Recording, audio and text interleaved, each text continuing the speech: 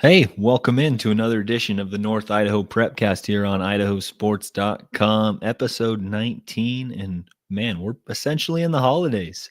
As always, it's streamed on Facebook, YouTube, and our X account, and always sponsored by the great company of Cornerstone Insurance. Well, without further ado, let's bring on the co host, Ryan Scaggs. How are you, man? All the kids We're are on doing, break. man. We're we have 2 days from Christmas, so um, kind of weird to say that, but hopefully everybody's got their shopping done. I think I finally did last night, so we're good. Didn't wait until the very last minute. Absolutely. Well, since the holidays are underway, there's not a lot going on here, especially this week. Next week is when you might see a few more things happening in the sports world.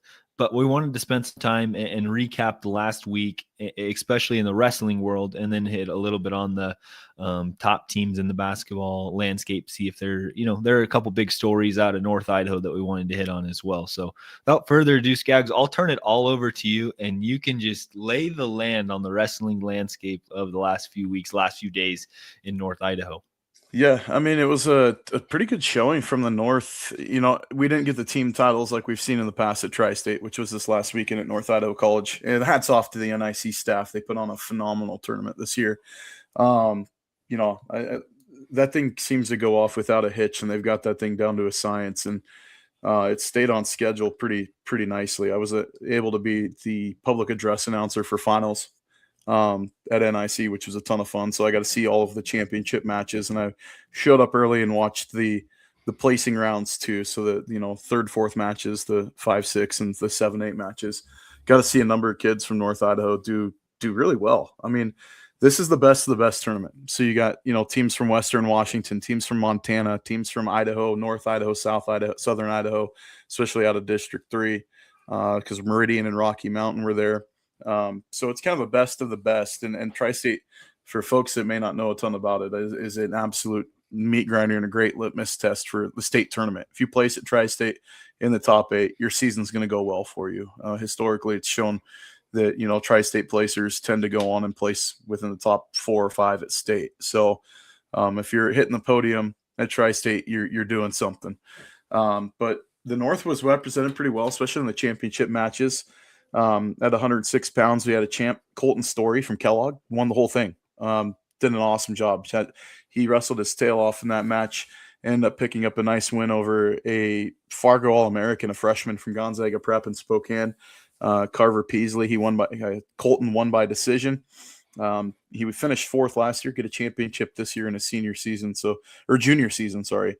He's also the defending 3A state champ last year. So Colton, he looked awesome. I mean, he was just an absolute beast out there on the mat, especially for one of the small school North Idaho schools to get a champ is a big deal at Tri-State. Wyatt Carey from Timberlake took 2nd. Great showing from him. He finished 2nd at 113 pounds. He wrestled a stud. This Neri Rivas kid from Ording is a sophomore. He's a defending state champ in Washington, and he was a runner-up last year at Tri-State. He's also ranked nationally. That kid's a stud. He's an animal. He was the number 1 seed, and Wyatt ended up getting pinned in that match, but still wrestled his tail off. He's 16-1 on the year, doing a great job. And then Carson Leonard at 120 pounds from Lakeland picked up his first loss of the year in the championship round. He lost to Arcadius Cruz from Ording. The Cruz kid he's an animal. He's ranked, I think, 22 in the nation in his weight class. Just a beast. And Carson, in his own right, a 2-time defending state champ, just ran into a buzzsaw in the championship match at Tri-State, but I don't think that's going to derail his season by any means. Then you go through some of the other North Idaho kids popping back in at 150 pounds. This was one of the cooler showings was Zach David from St. Mary's, ended up getting runner-up. He finished 7th at Tri-State last year. He was a runner-up in 3A last year at state. And Zach came into the championship match, he wrestled Israel Acosta from Gonzaga Prep in Spokane. It's a 2-time defending state champ in the state of Washington. He won Tri-State 2 years ago and got 3rd the year before that. But yeah, Israel's he's an animal, and Zach wrestled him really tough and ended up losing by pin in the last 6 seconds of the match. But Zach had a great showing for the Lumberjacks. Then at 157 pounds, Colton Austin, he was the number 11 seed, made it all the way into the championship match. Lost to Isaac Dionigi from Tahoma. The kid, he was runner up in the state of Washington. He's placed all 3 years. He's a senior this year. The Dionigi kid is. He's placed all 3 years at state. He's favored at state in Washington in 4A in his weight class. And yeah, Colton's a cool story because not a lot of people know this, but like Colton, I believe, was heavyweight last year, and he lost he said he lost over 80 pounds in the off season, and now he's wrestling at 157 pounds. So that's a cool deal. He wasn't necessarily heavyweight; he was the 215 area last year, but to lose that much weight and come all the way down, and he's a specimen too. He's really put himself into really great condition, and wrestled a tough match, losing that one though to Dionigi. But I would expect big things from Colton in his senior season this year for the Trojans. Fellow Trojan at 165 pounds, Damian Hamilton won the championship at Tri-State at 165, defeating a defending state champ, Jason Novak from Kashmir. He won by fall in that championship match, which was a big win for Damian to get the Tri-State title, his first title. He's placed all 4 years at Tri-State, finally getting his first championship as a senior. Brock Armstrong at 190 pounds picked up the championship. He wrestled his tail off. He wrestled a really good kid from Camas, Cannon Frechette, and won handily. And Brock looked great in that match. And then he was also voted outstanding wrestler of for the heavyweights. So Brock had himself a heck of a tournament, getting a Tri-State championship. Jackson Holman from Sandpoint at 215 pounds ended up finishing second. He wrestled Logan Eula from Meade, which the kid is a runner-up in the state of Washington at 4A last year. He's undefeated. Jackson picked up his first loss of the season, but still finished second at Tri-State. That's a phenomenal showing from him. And then going back, I believe, so that was in the second matches. Third and fourth, Gage Lofton from Post Falls finished fourth. Ian Schwecke from Moscow, but he's actually technically a Kendrick kid, finished fourth. At 132 pounds. Mason Falling from Lewiston finished fourth at 157. Aiden Yearout from St. Mary's finished fourth at 165. And then the 5-6 matches, Tristan Mendenhall of Post Falls was fifth. Zach Teal was sixth at 106. Rocco White from Coeur d'Alene was fifth at 113. Justice Peregrina of Coeur d'Alene was fifth at 120. Carson Hinkleman of Kellogg finished sixth at 126. Drake Spielman of Coeur d'Alene was sixth at 190, and Taylor Dodd from Bonners Ferry was sixth at 285. And in the 7th, 8th matches, Brian Patrick of Lakeland finished eighth at 98 pounds. Solomon Crowley of Lake City was eighth at 132. Gage McWaters of Lakeland was seventh at 175. And then Parker Bagley of Lewiston was seventh at 285 pounds. Parker is a cool story. He hasn't wrestled very long. And you can tell technique-wise that he hasn't wrestled long, but you talk about upside. He is a physical specimen on the mat. His athleticism definitely translates to the sport of wrestling. We saw him on the football field. You and I both saw him in person in games this year for the Bengals. And, that translated to the wrestling room. And he's showing up at Tri-State and taking 7th place.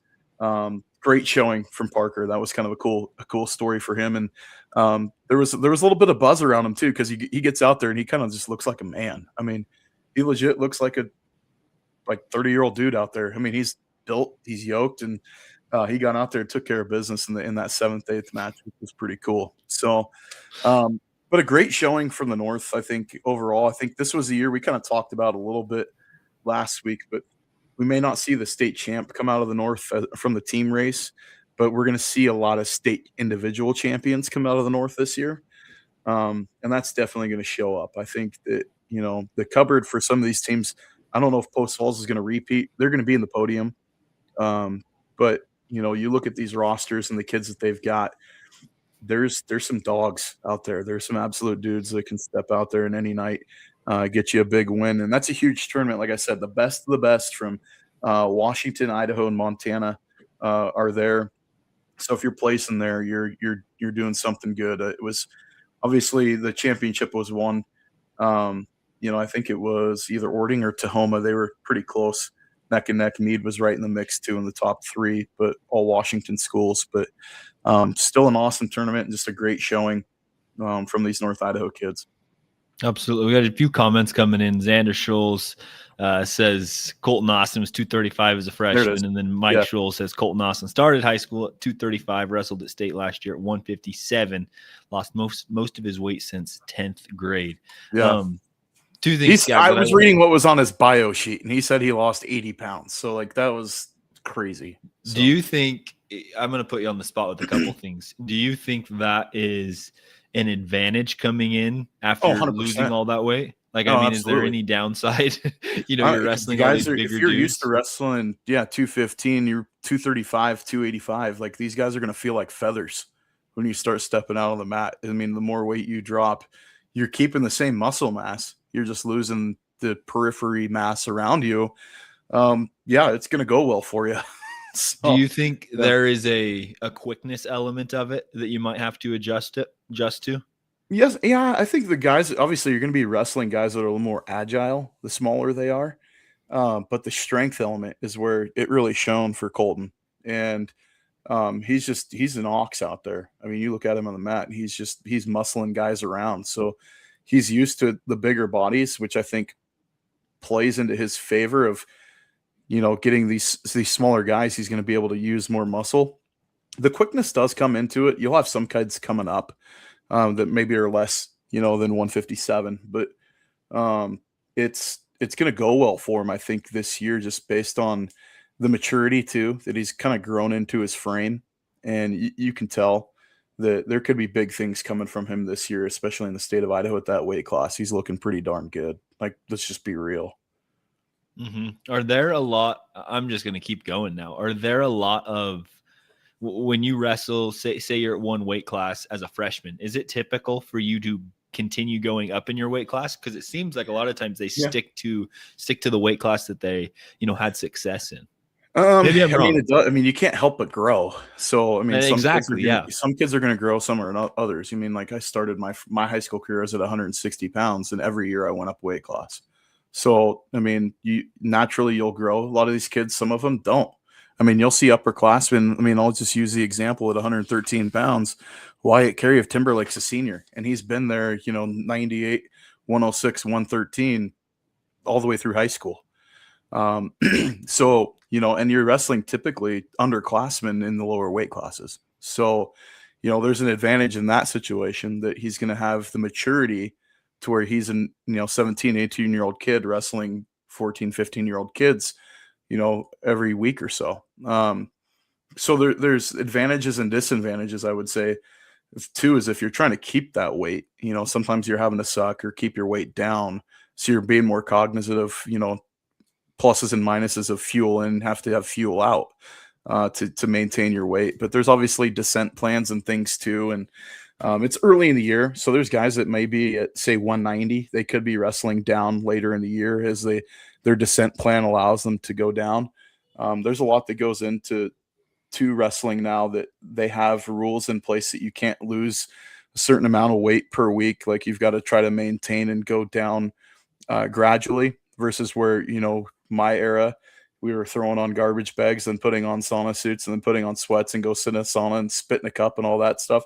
Those days, I mean, the kids that are close within a pound or two, you'll see that. But by and large, those days are done. I mean, you have to do your urine analysis test at the beginning of the year, where they do specific gravity to make sure that you haven't been dehydrated.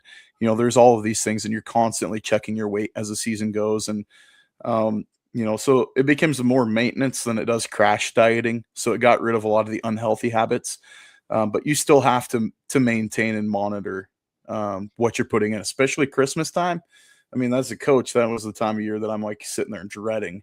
I'd have my 135 pounder back in the old weight classes. He would go in and weigh 135 before Christmas, and he comes back and he has to wrestle at 145 because he just didn't have any discipline over the Christmas holiday, and he pigged out for a few days and comes back to practice, and you're like, dude, what the crap, man? So yeah, there's some headaches for coaches as far as monitoring, but these kids are so disciplined. That's the one thing about wrestling is that I love is the discipline that it teaches these kids. And some think that it's unhealthy or whatever, and it gives bad body image and all this other stuff. Like, that's just outside noise. Like, there's so many valuable lessons within it. The struggle of the sport. It teaches you lessons within the struggle. There's lessons about discipline and everything else, and doing the little things well. That, I mean, it's all stuff that translates to life as you grow to be a man or a woman. I mean, look at girls wrestling and the growth that's there too. It's There's a lot of valuable stuff that comes from the sport, that you learn things about yourself that you wouldn't normally know until you go through the struggle every week. Mm-hmm. Mike Scholes, pondering off his last comment, says Xander Scholes re-aggravated his knee in the semifinals, had to medical forfeit to sixth place, not to make sure to injure his knee worse. Yeah. That's probably, something that maybe That wouldn't was have a happened result I back in think your I day. missed. So I appreciate him saying that, because I didn't see that. I had Taylor Dodd at 285 getting sixth, but yeah, that was something that I think got bounced out of there that I missed. But yeah, I mean, those injury things too. You get to this tournament, and we've seen in years past 2 catastrophic injuries happen at Tri-State, just because the level of competition's so high that just freak things happen. And we've seen kids get hurt and miss the rest of the year or not come back until districts. So I mean, re-aggravating a knee and having a medical forfeit, I mean, I wouldn't poo-poo on that, saying that Xander is going to not have a good year or whatever. I think that was a smart decision to reevaluate, because there's a lot of season in front of all these kids. And then obviously the ultimate goal is to be on the podium come state tournament time.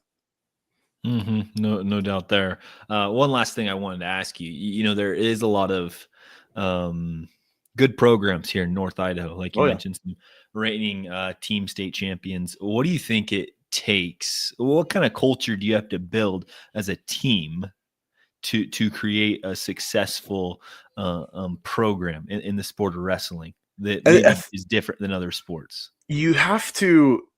It's an individual sport first. Wrestling is, because it's you and the other kid on the mat, you and the other young man or young woman out there. I mean, there's only 3 people out there at a time, the official and 2 wrestlers.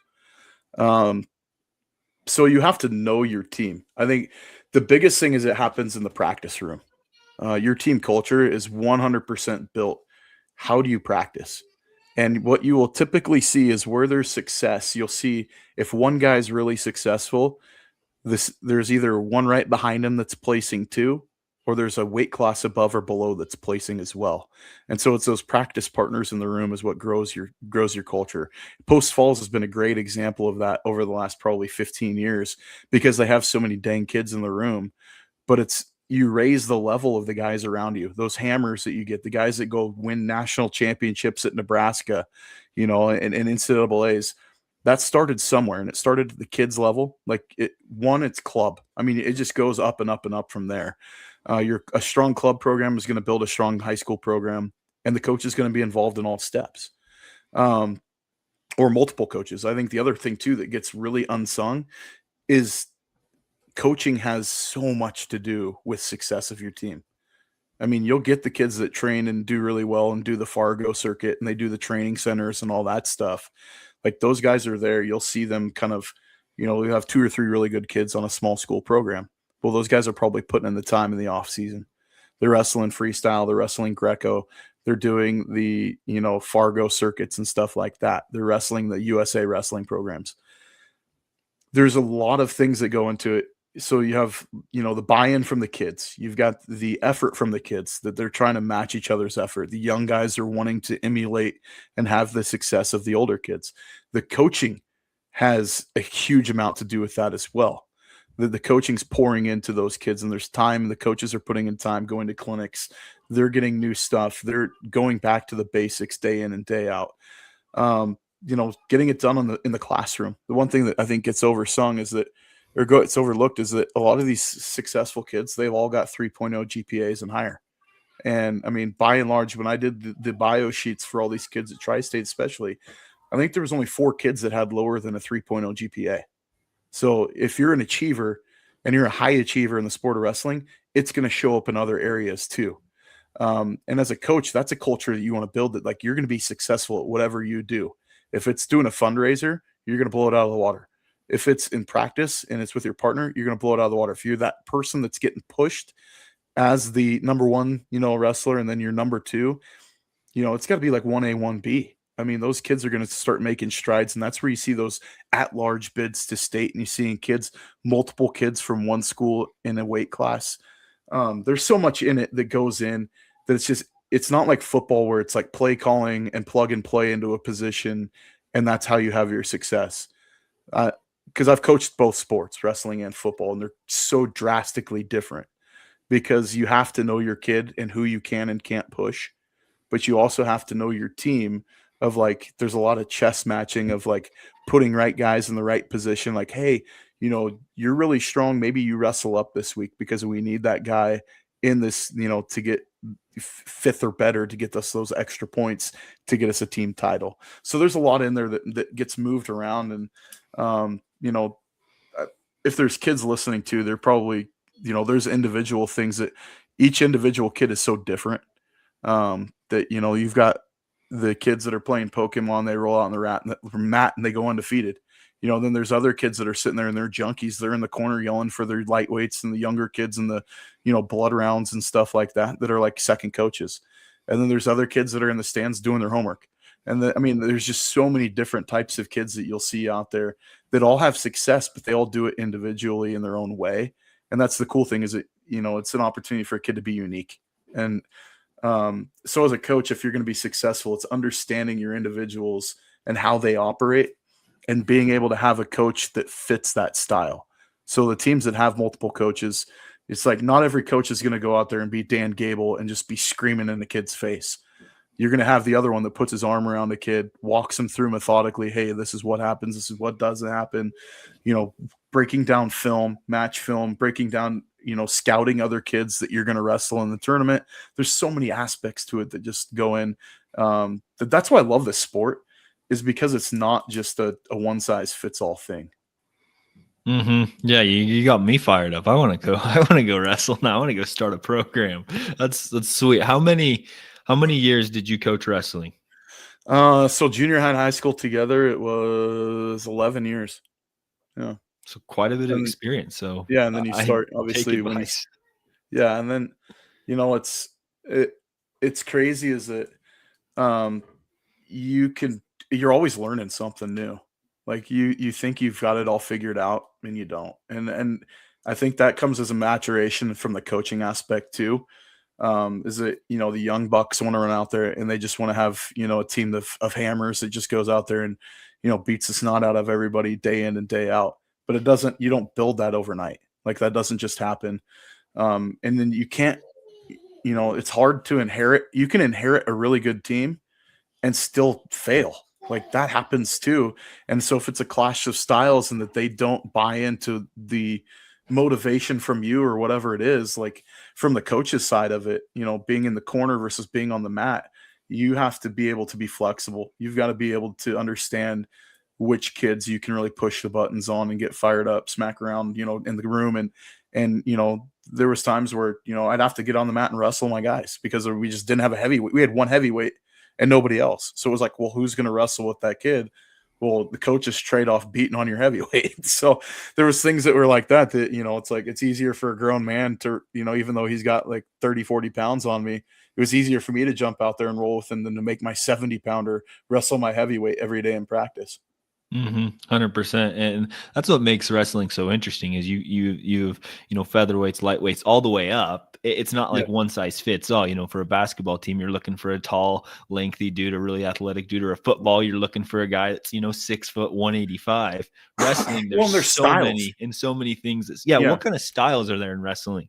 Stylistically, there's just drastically different stuff. I mean, the same moves for a heavyweight aren't going to work for a 106 pounder. So, it helps to have coaches that have experience throughout the weight classes. So stylistically, you can individualize the type of coaching and training that these kids are going to get. It's like I wrestled, 160, 71, 89, like the upper weights, it was easier for me to coach the upper weight kids because that's, the training that I'd received and time that I'd spent, that there was the translation. I had to go get coaching for how to coach the younger, like the smaller guys. So, it's different that like heavyweights, you're going to get throws and doubles. And, it's like stylistically, if you've got a heavyweight that's more athletic versus a push pull guy, it's like, okay, fine. We're going to do angles. We're going to work on low level single legs and things like that fit the style or fit the individual kid. If you got a short, squatty kid versus a tall, lanky kid, you're going to have kids that leg ride versus kids that just want to get chop arms, grab wrists, roll, throw in arm bars and go to town. So you're going to get different styles within each individual kid because all kids are built differently. They're not going to be able to do the same stuff necessarily. So there's a lot to it that goes in, and you have to understand the style of the kid and especially too how they've been trained before you get them. You kind of continue that. So if they're really good at certain aspect of the sport, you continue to push them in that and get them to hone their skill. There was a thing that, Dan Gable was huge on, was like, do the move 1,000 times. You can't perfect it unless you've done it 1,000 times. So like you can think, oh, I can do a double leg. That's easy. It's like, well, have you done it 1,000 times this year? Well, no. Well, then keep doing it. It's like, coach, I don't use this. Well, you may have to because you wrestle a kid that doesn't allow you to do your A game. So there's, you have to be able to be flexible with knowing, and there's so many different moves. That's the other thing about the sport is that, there's, limitless combinations that you can do. And, so it's like, if your opponent and he's only good at like these 3 things, and this is where his bread and butter is, get him out of his game. Don't let him get into that to where if he wants to throw and stuff like that, then you don't lean in on him and you don't hang your head in your arm and, or you don't put your body weight when you're up on your feet, you don't lean into him too much so you can get thrown. Okay, well, I'm going to stay outside. I'm going to keep my hands inside. I'm going to work his legs. And that way I'm going to keep away from his strength. So there's the chess match within individual matches and everything too. And, it's a really awesome sport because it's so unique and individual to who's on the mat. You're never going to see 120-pound match look like the other. And you may get kids that wrestle and they just do like, one thing extremely well. And then you'll get kids that don't really know a ton they know a little bit about a whole lot of things. And those are the matches that get crazy, that you'll see like a 25-23 score in a decision, is because they just go nuts and they don't really stick to one thing. And then you'll get another match the next time around, it's 3-1. I mean, that's just how it works. And, going back to finals at Tri-State, is that, there was a few matches that the scoreboard shorted out, like guys won by tech fall just because they're technically great. And then there was other matches that went like, they were just grinders. Like they didn't allow each other to do anything. And it ended up being like 4-2. So, like you'll get all different kinds of matches and it's pretty awesome. And if folks aren't familiar with the sport of wrestling, there's a reason why it's blowing up, like why it's grown so much and why it's so popular on the boys' side in North Idaho, but also why girls wrestling is getting to be so popular is because the stylistic thing is that, basketball, you can just run zone or you can run man, right? You can run zone a couple different ways or you can run man and that's it. To where wrestling, it's individualized to the person that's out there on the mat and they can have a place and they can have an opportunity to have success in their own thing. They don't have to rely on their teammates in order for their own success. They can go make and create their own success, and everything is in their own control. And that's the one cool thing about wrestling is that like you really do control your destiny. Mm-hmm. And maybe it's different than what others would think, but I think it's also a lot different than track and field or cross country in the sense that it's individualized because you have your own style. You can win anyway. Well, I mean, you could be a state champion, but be on a team that finishes in like 17th. Like that happens. Like you can still be successful in the terms of success, but your team may not be that strong. Mm-hmm. Well, I think that's a good fix for any wrestling junkie out there. I hope they got it. We'll still match that tonight, but yeah, absolutely. A ton of good information. So throughout the year, we will continue to touch on wrestling and see the results come in. And we're excited to do that. Last comment, Taylor Dodd of Bonners Ferry took 5th in that 285 weight class. To wrap up in the tri-state tournament last weekend. Let's switch over to girls and boys basketball, and then we'll hop out of here. First, let's touch on the 2 stories. Let's do 3 stories out of Northern Idaho. First one, Lake City boys travel over to the Moda Center in Portland and played a school out of Washington or Oregon. I'm skipping Washington, Annie Wright. Annie Wright, which They're out is of Tacoma. which they're one of the better players on their team is a freshman, Isaiah Thomas, an NBA player. His son played for that team, scored 14 points as a freshman. Isaiah Thomas played for, the Celtics, the Suns, a lot of teams. University of Washington. Yeah. Yep. University of Washington. He's like 5'9". His son played and put up a good fight, but Lake City got the win. And so that was a cool experience for them to play in the Portland Trailblazers gym or arena. That's a pretty good.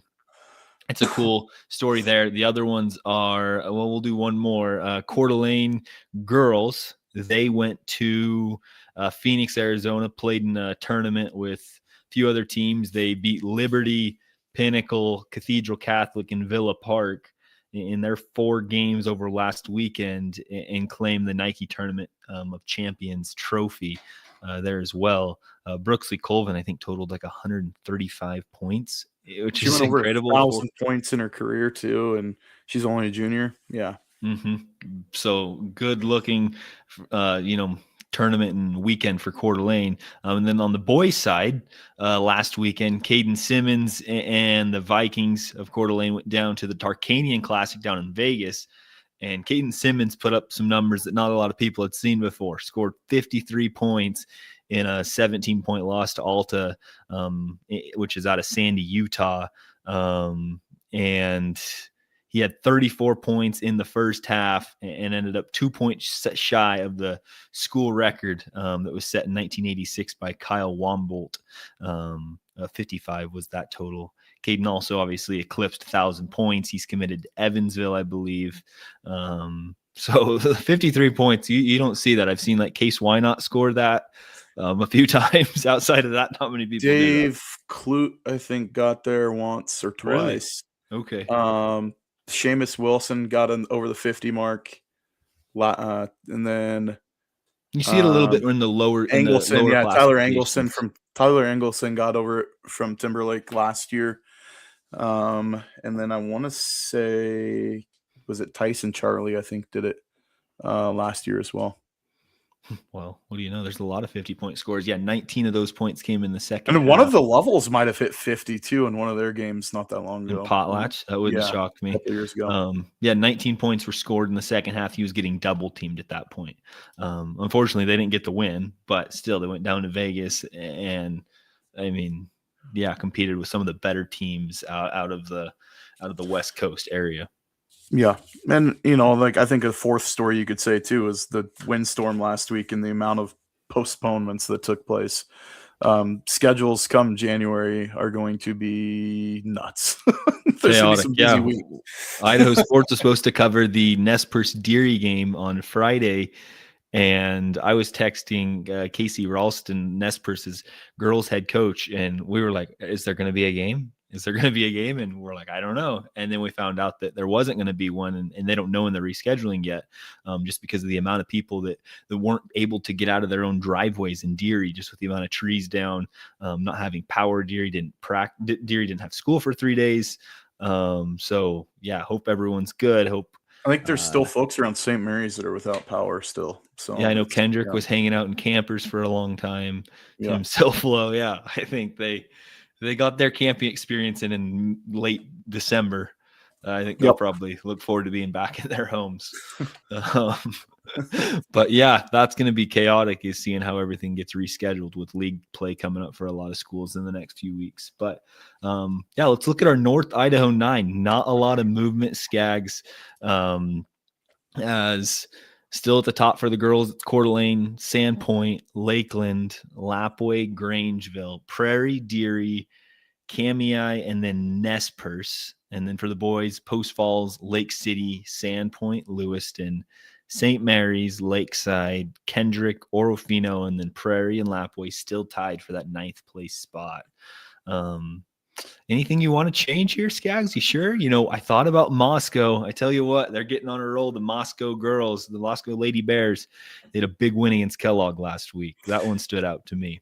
Yeah, I mean, and it obviously knocked Kellogg off our list, but that was not a good look for us. Well, I mean, we said it, the test was going to come, and there it was, and they got shellacked too. So, not really. I think there's still a dividing line too, in the girls, like between 7 and 8. There's, those top teams are all pretty darn good. So yeah, and I would even say after 4, there's still a lot up for debate. I mean, I think Lapway's kind of settled in at that spot, and the rest is really up for grabs. I could see any of those teams climbing. Prairie had that big win against Kamei that I think gives you a little bit of separation between the few teams. But I mean, who knows? Kamei beat Grangeville too, and Prairie and Grangeville beat Kamei. So it's still jumbled up in a huge mess there. On the boys' side, we have all the 5A schools at the top, and then we have 3A, 5A, 6A at the top, and then we have 3A on down.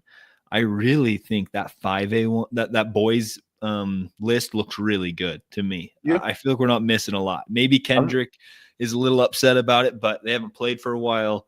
I think there's going to be some shuffling within there too as the season goes on, especially in the top 4. Because I don't know if any one of those teams is going to run the table. Just based on the competition level, I could see Post Falls and Lake City splitting on the season. I could see Sandpoint and Lewiston splitting on the season. So I mean, there's a lot ahead of us, because there's a lot of these teams got multiple games postponed last week. St. Mary's, I think, of all the teams too, is sitting in a pretty good spot. That win over Kendrick is a pretty nice feather in the cap for the Lumberjacks. But they're going to have to return the trip. That's going to be the thing. They're going to have to go back down to Kendrick and play him again later this year. And I know that Kendrick's going to be itching for some payback. Lakeside quietly just kind of sitting there at 6. That is a team that I don't know where their loss is going to come, if it does, in the regular season. Just looking at their schedule, I know that they're going to play some upper division teams. I think they play Timberlake and Bonners Ferry. So there could be, a little bit of push there from maybe one of those schools. Kendrick, I think, has the highest ceiling. I mean, they're the defending state champs in 2A. And bring back all 5 starters. Yeah, and they brought back all 5 guys. So, I mean, and Orofino quietly undefeated, sitting there at 8, undefeated on the season going into league play. Could they and St. Mary swap spots? Like, that's the other thing too. Orofino could pick up a big win and maybe leapfrog some other teams. So, and then we really haven't seen, Lapwai be really tested. They're undefeated at 3-0, but some postponements again. And then Prairie, was missing a couple of guys early in the year that they didn't have when they took that loss to Orofino. Can Prairie make some noise down the stretch? So, the White Pine with those 3 teams in there, and then you throw in, Lakeside, who's another 2A foe.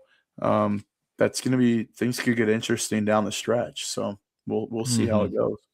Yep, I look at that Lakeside Prairie game in the mid-January and end of January. That home and home is going to be a good test for where the White Pine League is going to lay out or the 2A classification without question. So we'll keep our eyes on that one, and we'll look forward to it. But Scaggs, I think that's it for us on our Christmas episode, the day Christmas 2 days Eve, before Christmas. Christmas Eve. I think we're going to take the week off next week, and then we will be back after the holidays for the new year. We'll have some lot to talk about. I mean, wrestling could have Raleigh Lane rolling up, and then you got the Avista tournament down in Lewiston, so there's going to be some points to talk about and some tests for a lot of these teams.